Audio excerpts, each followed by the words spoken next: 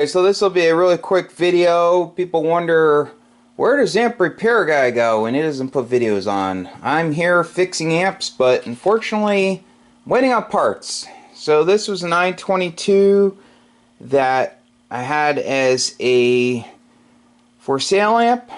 It sold, customer sent me the money, so I repaired this yesterday, went through it, did everything I needed to do. I'll show you the video when it's done. It's done, but needs a Zener, so I had to order a Zener. I was out of them.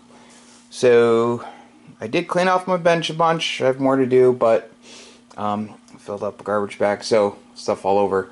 So the Henry amp, that's done. Just waiting. The customer wanted me to delay shipment because he's on vacation. Then I have a Dentron amp over there, Clipperton L.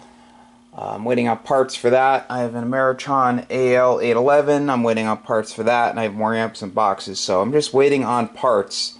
I'm going to clear more of this stuff off. I need a spot for my tools.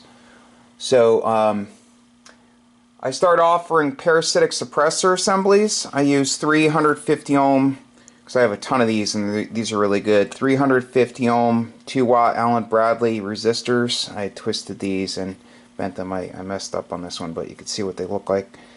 So I started selling these on the Harbach site, just individual resistors, and also complete parasitic assemblies with a coil in parallel. So these are carbon comp type good resistors, and I have a lot. So for whatever amp that requires parasitic, they'll work well.